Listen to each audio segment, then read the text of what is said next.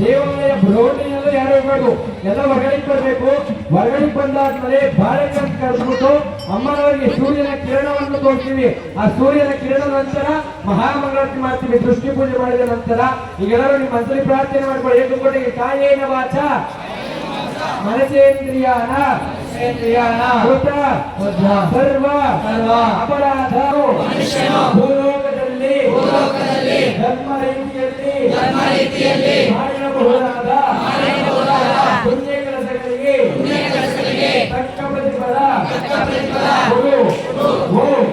ಪ್ರಜಾಪತಿಗೆ ಶ್ರೀ ಆದಿಶಕ್ತಿ ಆರಂಭ ದೇವತಾ ಪೂಜಾ ಅಹಂ ಆಚ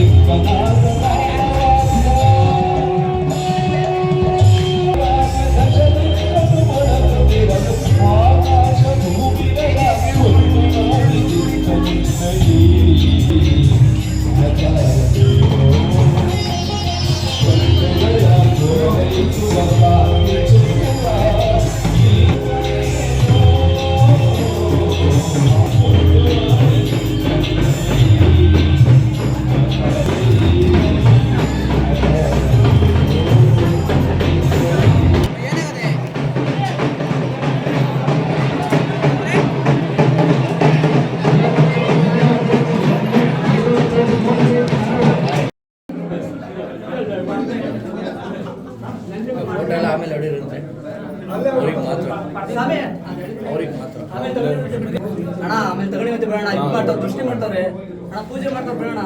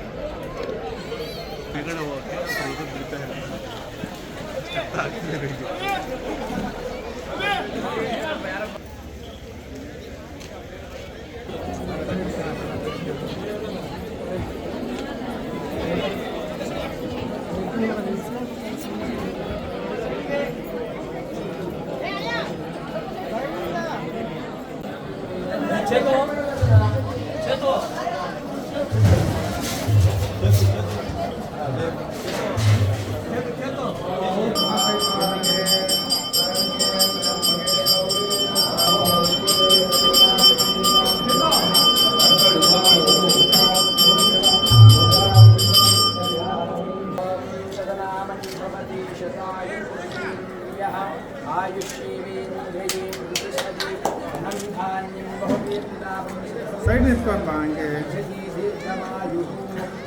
ಸರ್ ಇಸ್ಕೊ ಸರ್